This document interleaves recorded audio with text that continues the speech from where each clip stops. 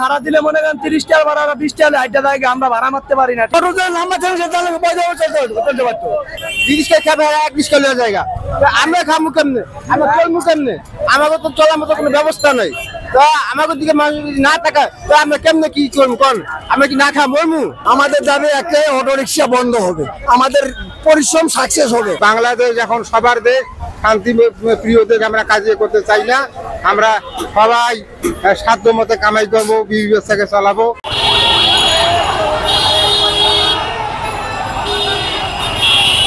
আমাদের দাবি একটা, অটো রিক্সা চলবে না।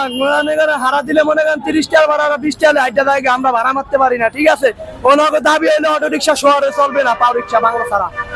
ঠিক আছে, এই আমাকে দাবি একটাই, রিক্সা হইলো খালি অবৈধ রিক্সা হইলো আপনার ওই অটো অবৈধ রিক্সা চলবে না।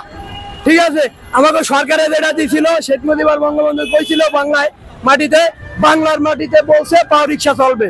আমাকে দাবি একটাই, এই ঢাকা শহরে মেন রোডে অটো রিক্সা চলা বন্ধ। আগে অলিগলিতে চলছে, তো হ্যাঁ অলিগলিতে চালাও, কিন্তু এই টাউনের মধ্যে চালাবে কেন, মেন রোডে চালাবে কেন? আমাকে পা রিক্সা ক্ষতি হচ্ছে।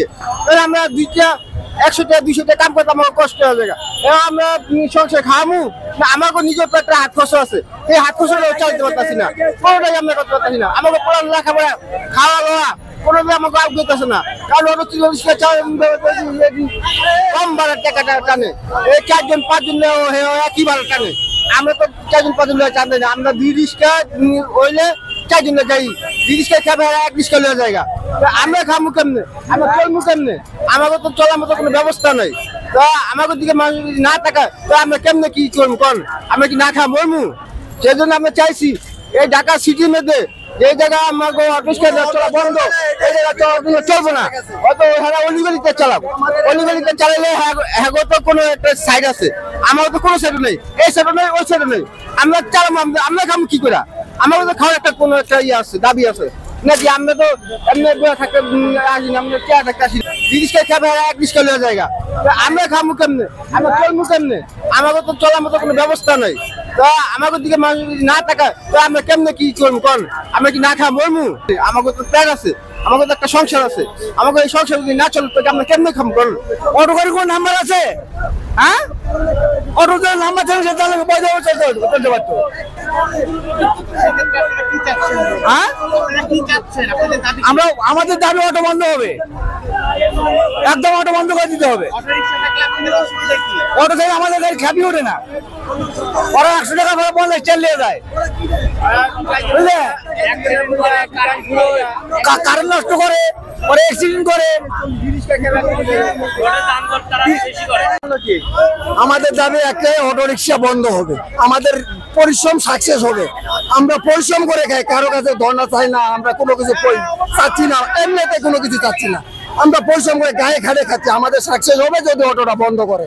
আর খালি আমাদের এই সাশ্রয় না, সাধারণ মানুষের সাশ্রয় হবে অবশ্যই।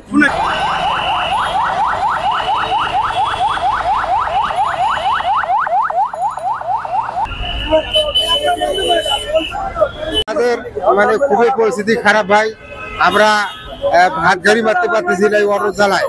আর একগুলো আছে ভুক্তভোগী শালারা, এই শয়তান মানুষ, এরা ওই সময়ে সদ্ব্যবহার করতেছে আর কম দরে যাইতেছে, আর আমাদেরকে মানে মাঠে পড়িয়ে থাকতে হইতেছে, আমাদের কিস্তি চলতেছে না, তারপর বিবি বাচ্চা কিছু দিতে পারতেছি না।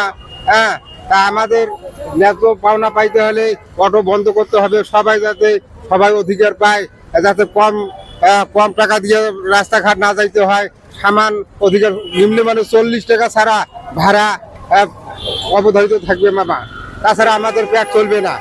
আর অতিরিক্ত ভাড়া 50, 60, 70 টাকা, মানে স্কেল চললে 40 টাকা দিতে হবে, তাছাড়া আর 20 টাকা 30 টাকা আমাদের পোষাচ্ছে না মামা, এইটা তো নির্ধারিত থাকে। আর অটো রিক্সা চলবে না, আমরা পায়ে চলবো, 40 টাকা দিয়ে আমরা যাব, দূরে গেলে 100 টাকা নেব, তার মনে ইচ্ছে, কিন্তু 40 টাকা ছাড়া আমরা ভাড়া মারবো না।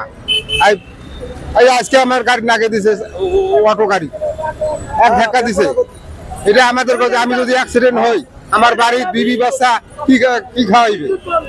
হ্যাঁ, আর এক লোক বলতেছে অটো কাছে আমাকে হাসিনা সরকার অর্ডার দিছে যে অটো চলবে, চলবে, মানে বেটা তোর বাপ পালাইছে কেন শালার বেটা, শালাদের সারিয়া হ্যাঁ সবার বেড়া লাথি দিব তুই এইরকম আমরা কাজিয়া বাসরা করেছি সবার সাথে মামা আমরা চাই যে সবার যেন ভাত হয় বাংলাদেশ এখন সবার দেশ শান্তি প্রিয় দেশ আমরা কাজিয়া করতে চাই না আমরা সবাই সাধ্য মতে কামাই করবো বিবি বাচ্চাকে চালাবো হ্যাঁ আর আজ থেকে আমাদের কিছু করার নাই মামা